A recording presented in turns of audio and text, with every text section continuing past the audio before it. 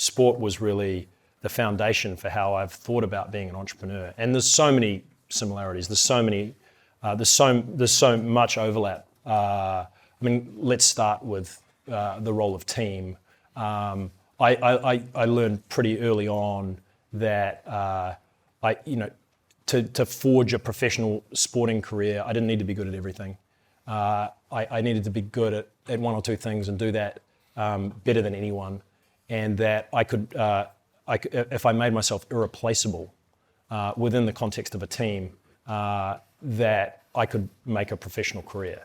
Now, let's be really clear. I'd come out of university in America, didn't make it in the MLS, had gone to the Galaxy and got promptly booted out, went down to one of their feeder teams. I'd battled my entire career, but I realized that if I tried to be all things to all people, I wouldn't make it. But if I was incredibly honest about the one or two things that I felt like I could do better than anyone else, that I could craft a career as a professional athlete, and that's what I did. And I also realized that being a part of a team, there's the star players, and then there's the people that drive community, creativity, drive the sense of team. You'll know those people in your classes, the people that give energy, the people that bind people together.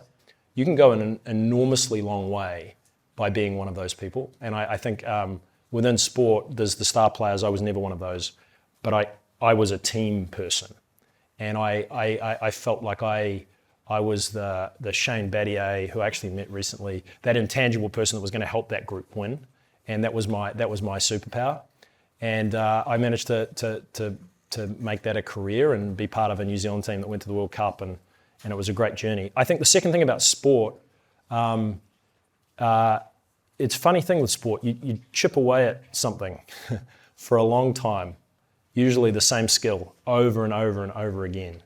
And oftentimes you don't really see the improvement, but you just got to trust in the fullness of time that's going to compound, and you're going to get really, really good at something. And I think oftentimes, particularly in entrepreneurship, you're looking for a silver bullet. You're looking for that big idea. And oftentimes, this is about grinding on something that you believe in deeply. In the case of a wool shoe, I didn't invent wool, didn't grow up on a sheep farm, as good as that would have been for the story. Didn't invent shoes, had a kind of an obvious idea, and I spent 6 years, over 100 prototypes trying to make a shoe made out of wool, and lo and behold, stuck with it long enough to get good at it. And I think we tend, Ravi, to massively overestimate what we can achieve in the short term and underestimate what we can do in the long term if we stick with something. And I think sport taught me that, and I think it is really maybe my superpower in the context of entrepreneurship alongside the team piece. And the last thing, I think the resilience. I remember a Monday night in a supermarket not long after I'd become a professional, where a fan came up to me and said that I'd played particularly poorly in the last game as I was shopping for my vegetables.